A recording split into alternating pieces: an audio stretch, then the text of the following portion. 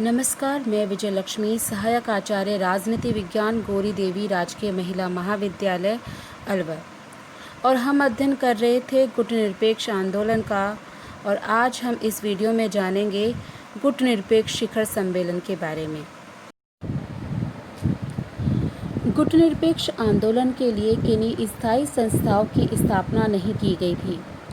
फिर भी गुटनिरपेक्ष देशों के समन्वय स्थापित करने के लिए संयुक्त राष्ट्र संघ तथा अन्य अंतर्राष्ट्रीय मंचों पर संयुक्त कार्यवाही करने के लिए तथा आंदोलन की प्रगति और अंतर्राष्ट्रीय विषयों एवं समस्याओं पर विचार विमर्श करने के लिए दो प्रकार की संस्थाएं हमारे सामने आती है।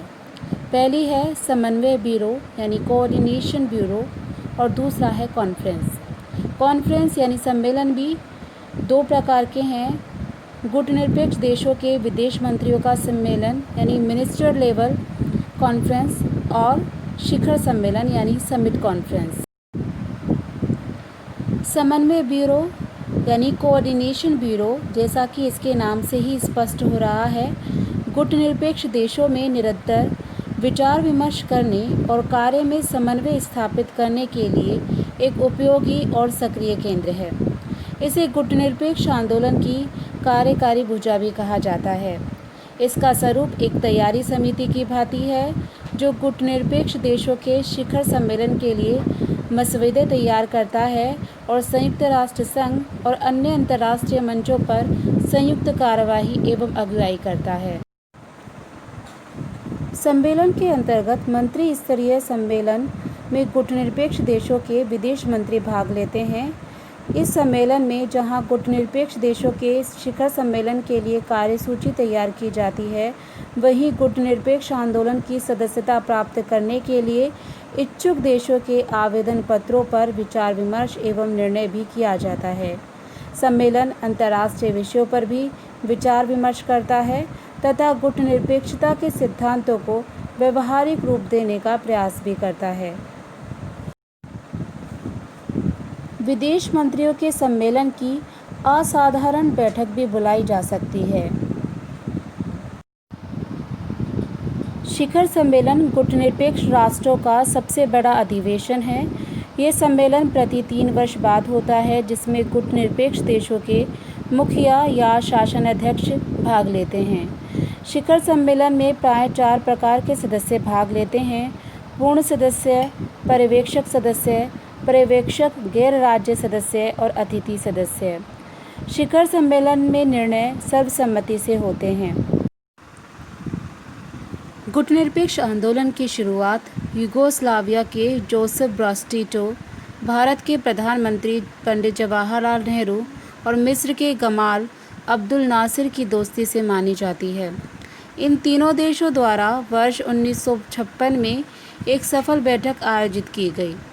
इंडोनेशिया के राष्ट्रपति सुकर्नो और घाना के प्रधानमंत्री वामे एनक्रुमा द्वारा इस बैठक को जोरदार समर्थन दिया गया। ये 5 नेता गुटनिरपेक्ष आंदोलन के संस्थापक नेता थे।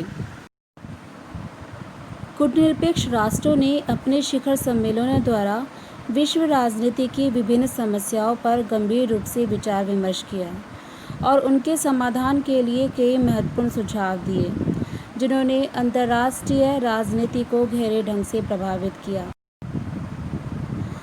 अब तक गुटनिरपेक्ष राष्ट्रों के 18 शिखर सम्मेलन हुए हैं और 4 मई 2020 को एक virtual non aligned movement summit conference का भी आयोजन किया गया। गुटनिरपेक्ष आंदोलन का 17वां यानी 17th समिट कॉन्फ्रेंस वेनेजुएला के मार्गरीटा द्वीप में आयोजित किया गया। इस शिखर सम्मेलन का मूल विचार था, सेंट्रल थीम थी विकास के लिए शांति, प्रभुसत्ता तथा एकजुटता, यानी peace, sovereignty and solidarity for development. गुटनिरपेक्ष आंदोलन की स्थापना के बाद से ही भारत वर्तमान तक इसके सिद्धांतों पर अपनी प्रतिबद्धता व्यक्त करता रहा। इसकी स्थापना से लेकर वर्ष 2016 तक भारत के प्रधानमंत्री ही इस आंदोलन में भारत का प्रतिनिधित्व करते रहे।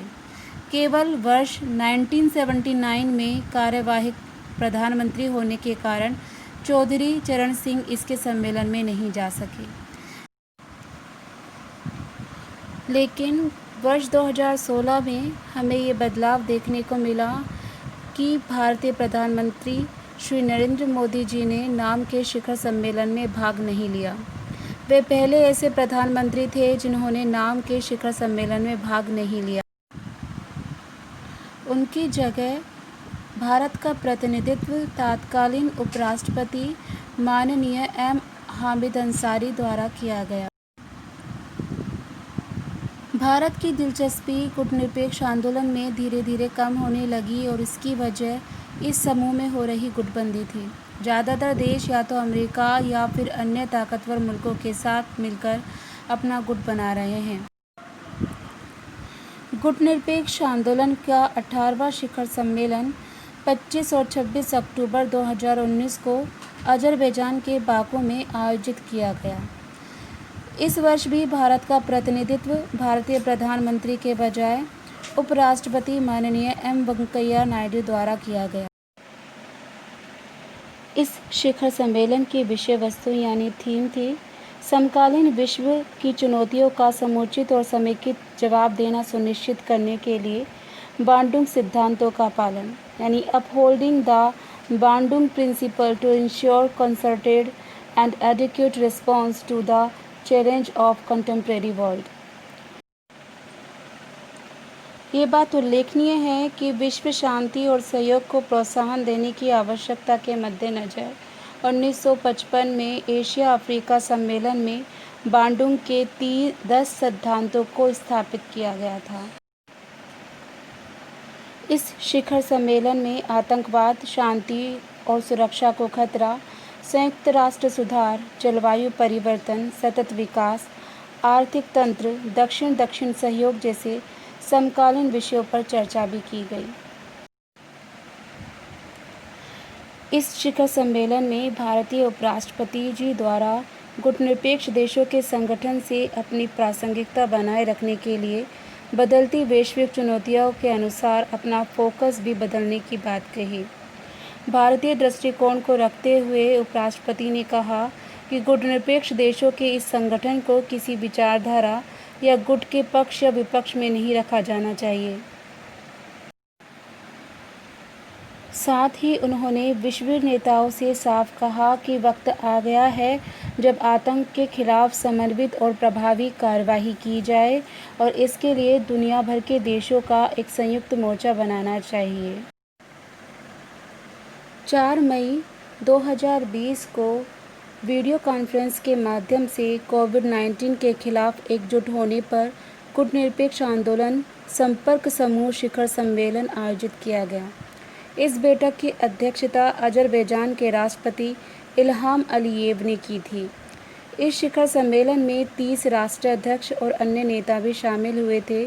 शिखर सम्मेलन को संयुक्त राष्ट्र महासभा अध्यक्ष और विश्व स्वास्थ्य संगठन WHO प्रमुख ने भी संबोधित किया।